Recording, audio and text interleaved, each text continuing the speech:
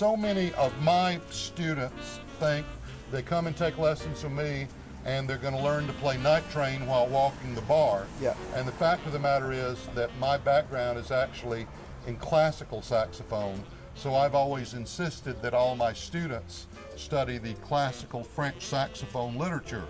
Now, the problem is no one was making an instrument specifically for that student's need. Okay. A horn with a nice, dark, sweet sound.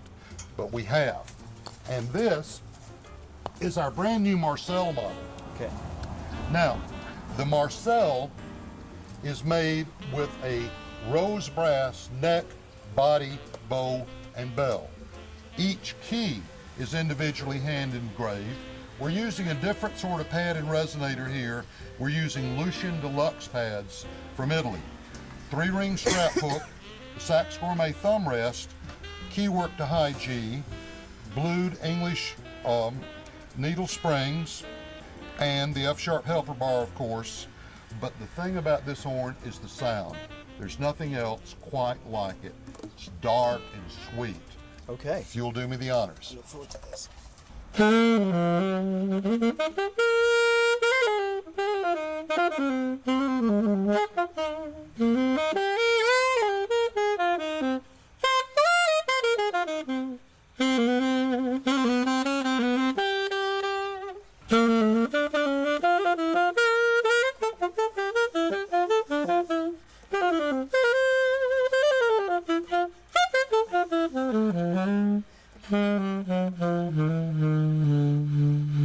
Wow, the subtone's fantastic. So you go right down the bottom really It has a quietly. very distinct bore taper, which gives it part of that sweetness in addition to the alloy used. What's this long rod up here? That seems Well, new to me. And it's curved. Yeah, it's the high G key, and you know, I'm not perfect. When we were designing this instrument, the first one had an absolutely straight G key, and we found when we actuated the mechanism that it flexed a little bit.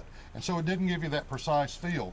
But we figured out that if we put just a little bit of kink in it here and tempered the rod, that it feels like the rest of the keys on the horn, which is very difficult to do with such a long rod. Right. And the crook, Well, it seems kind of sort of small. well, it is. Now, remember, when we're designing these things, we're thinking about the overall length, okay? So where I shorten something means I must lengthen something else.